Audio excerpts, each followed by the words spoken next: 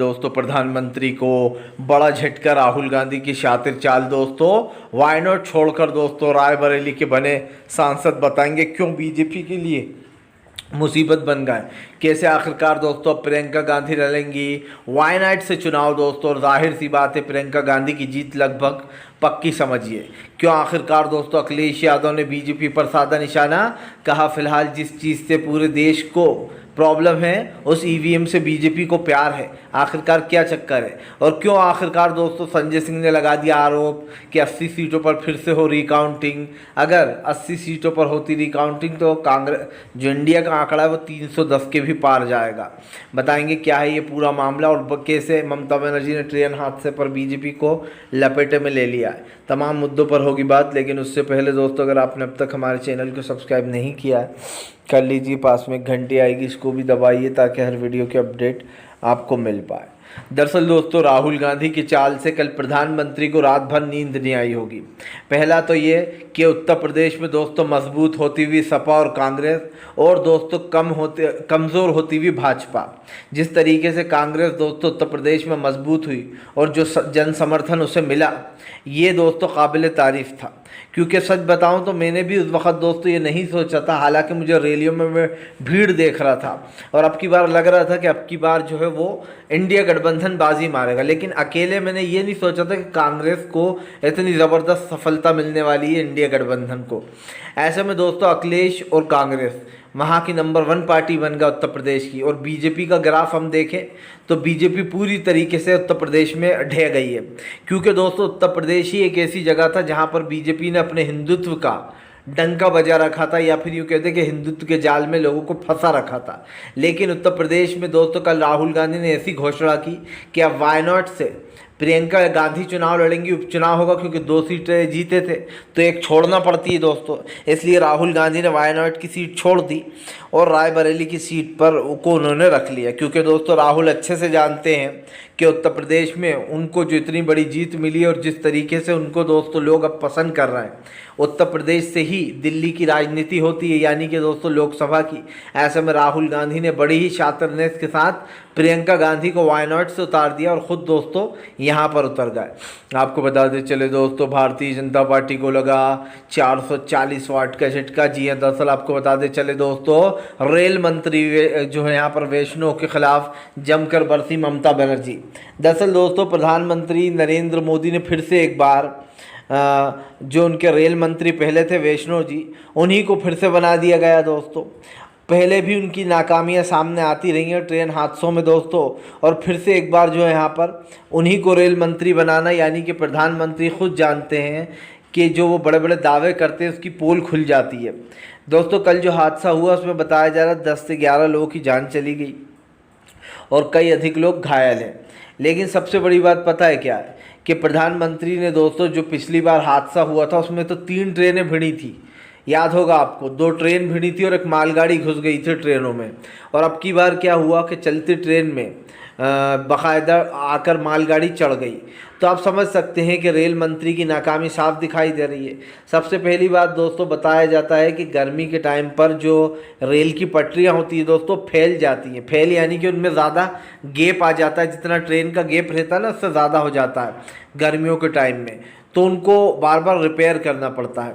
लेकिन सरकार इस पर बिल्कुल ध्यान नहीं देती दोस्तों। रेलवे ट्रैक पर प्रधानमंत्री बड़ी बड़ी बातें करते हैं, मैंने बुलेट ट्रेन चला दी, मैंने वो ट्रेन चला दी। दोस्तों जब पटरियाँ ही ठीक नहीं होंगी तो ट्रेनों का क्या करेंगे, आप लोगों की जानें ले रहा है, सीधी सी बात है।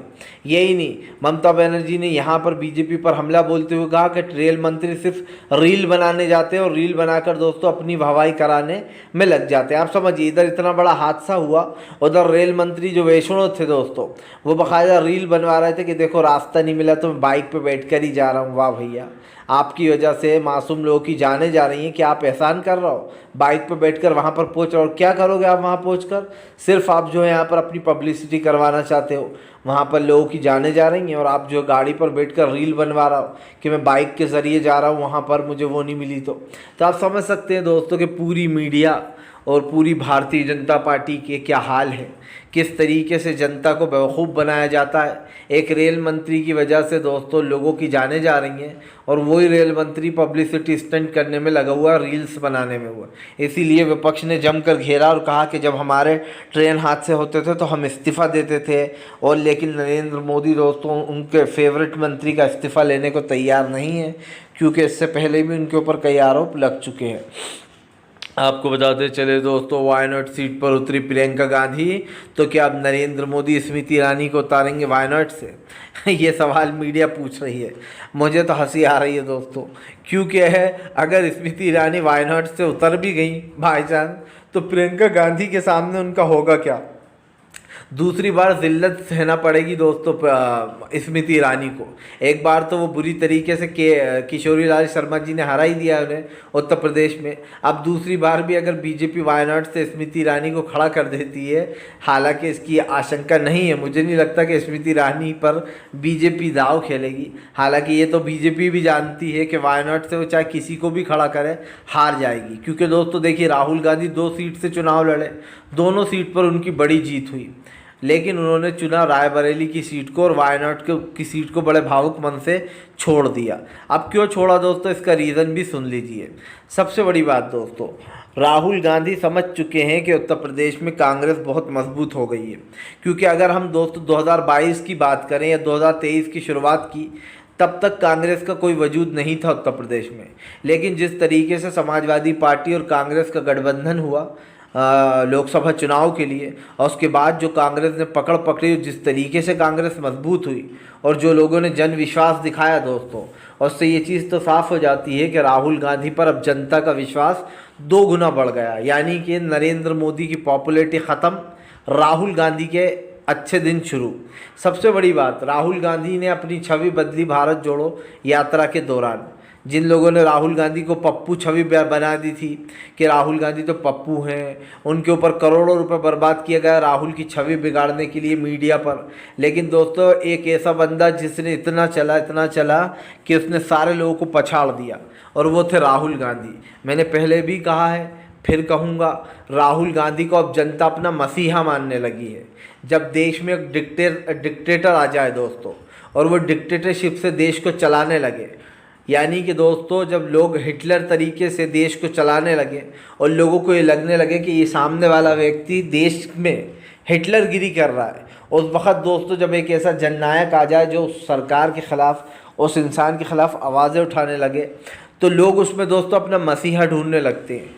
और राहुल गांधी को लोग अपना मसीहा मानते हैं, ख़ास करके दोस्तों दलित, पिछड़े, आदिवासी, अल्पसंख्यक, जिन लोगों को परेशान किया जाता है, उन्हें लगता है कि राहुल गांधी आकर सब बदल देंगे। और ये बात सच भी है कि राहुल गांधी अकेले नरेंद्र मोदी से भिड़ते हैं, और नरेंद्र मोदी की उन्होंने नींव हिलाकर रख दी है, जिसके बल पर वो इतराया करते थे। आपको बता दें चले दोस्तों, फिलहाल भारतीय जनता पार्टी के ऊपर भड़के संजय सिंह, कहा फिलहाल 80 सीटों के घोटाले की बात जो मैंने कही है वो बिल्कुल 16 आने सच है। अगर इस पर फिर से रिकाउंटिंग हो गई तो मोदी की सरकार गिर जाएगी। उन्होंने कहा कि 310 से भी ज़्यादा सीटें इंडिया गठबंधन जीतने वाला था। देखिए दोस्तों, ये तो सब जानते हैं कि इंडिया गठबंधन की इतनी बड़ी जीत हुई, बीजेपी बहुमत का आंकड़ा भी पार नहीं कर पाई। लेकिन दोस्तों माना ये जा रहा है कि इंडिया गठबंधन की और भी बड़ी जीत होती अगर ईवीएम घोटाले नहीं होते तो, क्योंकि जब से 48 वोटों वाला मामला सामने आया महाराष्ट्र की एक सीट का, और जब से ये पता चला है कि भैया बीजेपी का रिश्तेदार जो कैंडिडेट था उसके मोबाइल से ईवीएम जुड़ी थी, और जिस पर ओटीपी आती जिससे ईवीएम खुलता है दोस्तों, तो आप समझिए बहुत बड़ा विषय है कि जहिया समझ में ये नहीं आता कि ईवीएम से जुड़ा हुआ फ़ोन आपने उस कैंडिडेट के रिश्तेदार को क्यों दिया। दूसरी बात दोस्तों, पहले वो 1 वोट से जीत रहा था, उसके बाद 48 वोट का नारा दिया गया। उससे भी पहले 2 बार जो यहाँ पर शिवसेना के इनको जीता हुआ घोषित कर दिया गया।